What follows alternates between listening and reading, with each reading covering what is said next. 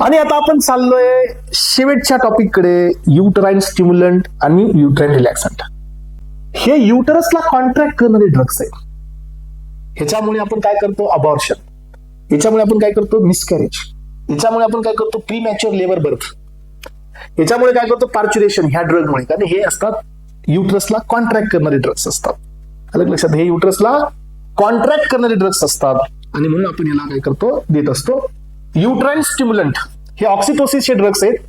The drugs use to get the contraction of uterus, commonly used in the obstetrics to induce or augment the labor birth, postpartum bleeding, control postpartum bleeding, abortion आणि miscarriage साठी याचा वापर केला जातो. ह्याची mechanism काय माहिती आहे का, सिंपल मेकॅनिझम आहे. ऑक्सिटोसिन द्या, तो त्याच्या रिसेप्टरला बाइंड करेल, कॅल्शियमची लेवल वाढेल आणि गेट कॉन्ट्रॅक्शन. ऑक्सिटोसिन मेन आहे. कुठे रिलीज झाला हा, पिट्युटरी ग्लँड मध्ये. कोणत्या सांगा, पिट्युटरी पोस्टेरियर साइडला, पोस्टेरियर साइडला, अँटेरियरला नाही. नाही दुसरी गोष्ट काय करा सांगा तुम्ही, इनडायरेक्ट स्टिम्युलेट करा प्रोस्टाग्लॅंडिनला, मिझोप्रिस्टोन, डायनोप्रिस्टोन, स्टिम्युलेट द मायमेट्रियल कॉन्ट्रॅक्शन आणि सर्व्हिकल रायपनिंग.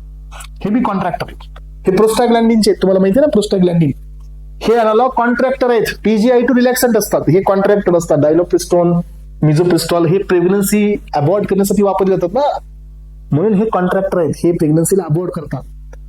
सो यानंतर पहा, अर्गॉट बी आहेत, मिथाइल आर्गोमेट्रिन. आर्गोमेट्रिन याचा वापर बी होतो. हे रिसेप्टर ऍक्टिव्हेट करतात, सेरोटोनिन रिसेप्टर ऍक्टिव्हेट करतात आणि हे कॉन्ट्रॅक्शन दाखवतात. म्हणजे हे आपल्याकडे 3 प्रकारच्या मेकॅनिझमने आपण युटराईनला कॉन्ट्रॅक्ट करतो एस्परेंट्स. मग आता याच्यामध्ये पहिला आहे ऑक्सिटोसिन आणि डिस अमायनो ऑक्सिटोसिन. हे 2 अॅनालॉग आहेत. तर हे ऑक्टापेप्टाइड असतो ऑक्सिटोसिन, मायमेट्रियल ऍक्टिव्हिटीवरती काम करतो, इन्क्रीज करतो contraction of the upper segment of the uterus आणि लोअर सेगमेंट रिलॅक्स करतो. म्हणजे बघा, हा जो डोम शेप्ड असतो ना युटरसचा, तर हा डोम शेप्ड कॉन्ट्रॅक्ट होतो आणि लोअर सेगमेंट रिलॅक्स होतो. हेच काम आहे आणि हे महत्वाचं आहे. ह्याला इनॅक्टिव्हेट करण्यासाठी ऑक्सिटोसिनेज नावाचा एन्झाइम असतो, याला इनॅक्टिव्ह करतो. याचा वापर बघा अबॉर्शन साठी, इंडक्शन ऑफ द लेबर, याच्यासाठी कॉजेस द पोस्टपार्टम हिमोरेज, आणि याच्यामुळे ना कंटिन्युअस ब्लिडिंग होते. ह्याचा प्रॉब्लेम आहे ऑक्सिटोसिनचा. अर्गॉट डेरिव्हेटिव्ह इथं आहेत, आपण घेतलेले आहेत एस्परेन्स. अर्गोमेट्रिन, मिथाइल आर्गोमेट्रिन हे कॉन्ट्रॅक्ट करतात ह्युमन युटरस. क्लॅव्हिसेप्स पर्पिरिया पासून याला घेतलेलं आहे, ऑक्सिटोसिस एजंट आहेत. मिथाइल आर्गोमेट्रिन मोर पोटंट आहे दॅन द ऑक्सिटोसिन आणि हे प्रेफर बी केलं जातं. आर्गोमेट्रिन ओरली दिला जातो, मस्क्युलर दिला जातो, इंट्राव्हेनस बी दिला जातो. आर्गोमेट्रिन याच्यामुळे वॉमिटिंग होऊ शकते एस्परेन्स, हे ड्यू अगोनिस्ट असतात म्हणून. साईड इफेक्ट बघा, आर्गोमेट्रिनचा वेझो कन्स्ट्रिक्शन करून ब्लड प्रेशर वाढतो, ब्लड विजन बी होतं. एक्सेसिव्ह वेझो कन्स्ट्रिक्शन होऊन इथे इश्चेमिया बी होऊ शकतो. अलग लक्षात.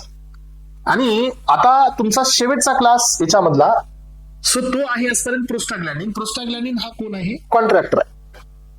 तरी बरी एक्झाम्पल दिलेत मी तुम्हाला, तरी इथं अॅनालॉग्स दिलेत बघा. Prostaglandin dinoprost PGE2 analog, dinoprost PG alpha 2 analog, so carboprost 15 methyl PGF2 analog, 2F2 alpha analog, gemeprost और मिझोप्रिस्टोन PGE1 अॅनालॉग. हे सगळे कॉन्ट्रॅक्टर आहेत आणि सगळे प्रेग्नन्सीच्या अबॉर्शन मध्ये वापरले जातात, कारण हे सगळे कॉन्ट्रॅक्टर आहेत. आणि याचे साईड इफेक्ट बघा, डिस्मेनोरिया, मेनॉर्जिया आणि मेफेनेमिक ऍसिड याच्यासाठी आपण वापरतो. हे 2 प्रॉब्लेम आहेत मेफेनेमिक ऍसिडच्या ट्रीटमेंटसाठी. तर एस्परेंट्स इथपर्यंत झालं युटराईन कॉन्ट्रॅक्टर. आता शेवटचा क्लास युटराईन रिलॅक्संट. आता युटरसला आपल्याला काय करायचंय, कॉन्ट्रॅक्शन पासून थांबवायचे, प्रीमॅच्युअर लेबर बर्थ नाही करायचे, आपल्याला डिले करायचंय, कॉन्ट्रॅक्शन नाही होऊ द्यायचंय. हे प्रेग्नन्सीला मेंटेन करणारे ड्रग्स असतात. ठीक आहे, म्हणून याला काय नाव द्यायचं, टोकोलायटिक एजंट्स.